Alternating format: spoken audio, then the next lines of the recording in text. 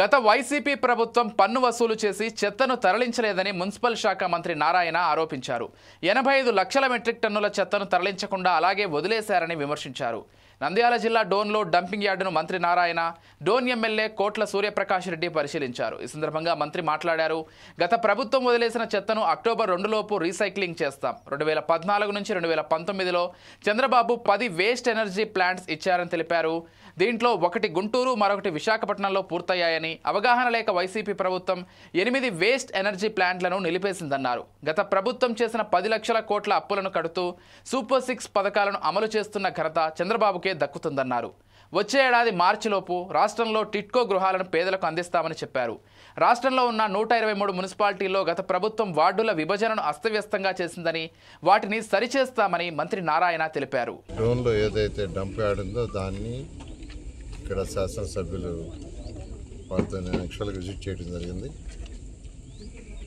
గత ప్రభుత్వం ప్రజల మీద చెత్త పన్నేసింది, కానీ 85 లక్షల చెత్తను యాక్చువల్గా వదిలేసి వెళ్ళిపోయింది. చెత్త పన్నేటివే కాదు, చెత్త పన్నేసింది చెత్తను క్లీన్ చేయడానికి.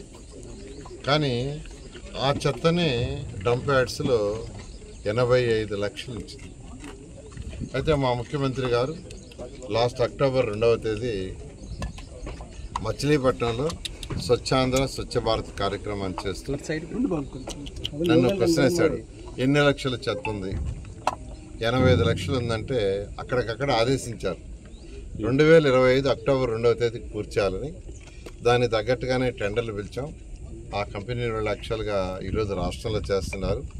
నిన్న సాయంకాలానికి 85 లక్షల్లో 79 లక్షలు పూర్తి చేశారు. 79 లక్షల చెత్తని లెగసీని క్లియర్ చేశారు. ఇంకా కేవలం 6 లక్షలే ఉంది ముఖ్యమంత్రి గారికి ఇచ్చిన కమిట్మెంట్ ప్రకారం. అయితే రోజుకి 55,000 టన్నులు చేస్తున్నారు.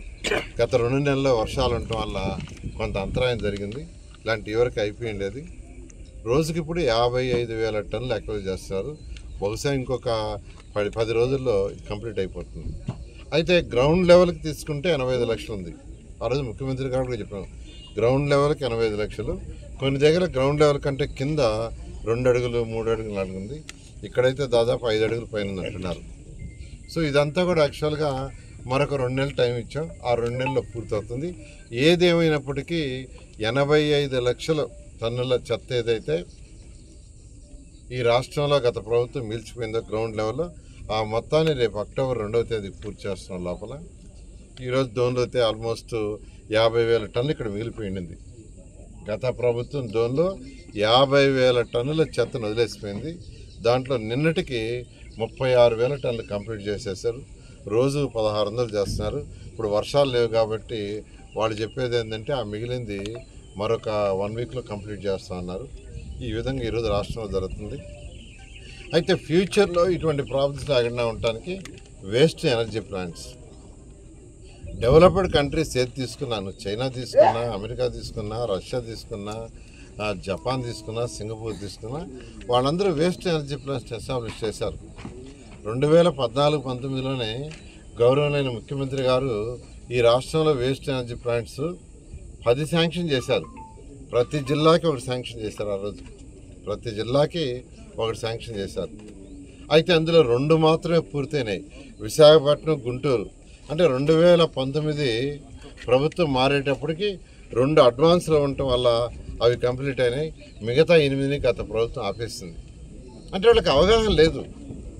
ఇప్పుడు ఈరోజు నువ్వు గుంటూరు తీసుకున్నా, విజయవాడ తీసుకున్నా, సరౌండింగ్ ఏరియాస్ తీసుకుంటే అక్కడ అసలు ఈ యొక్క చెత్త ఉండే డంప్ యార్డ్స్ లేవు. ఏ రోజుకి ఆ రోజు తీసుకుపోయి ఆ వేస్ట్ ఎనర్జీ ప్లాంట్లు వేస్తున్నారు. అక్కడ బర్న్ అయిపోతుంది, ఎలక్ట్రిసిటీ ప్రొడ్యూస్ అవుతుంది. అదేవిధంగా విశాఖపట్నం సరౌండింగ్స్ మున్సిపాలిటీస్ తీసుకుంటే అక్కడ కూడా డంప్ యార్డ్స్ లేవు. ఏ రోజుకి ఆ రోజు వచ్చింది తీసుకుపోయి దాంట్లో వేస్తున్నారు, బర్న్ అయిపోతుంది, ఎలక్ట్రిసిటీ వస్తుంది.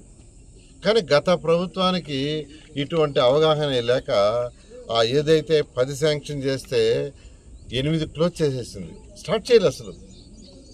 కానీ ప్రభుత్వం వచ్చిన తర్వాత మళ్ళీ ముఖ్యమంత్రి గారు స్టార్ట్ చేయమంటే ఈరోజు ఈ రాష్ట్రంలో 1, 2 కాకుండా మరొక 6కి యాక్చువల్గా శాంక్షన్ ఇచ్చాం. వాటిలో 4 అయితే టెండర్ అయిపోయినాయి, వర్క్ ప్రాసెస్ స్టార్ట్ అయింది.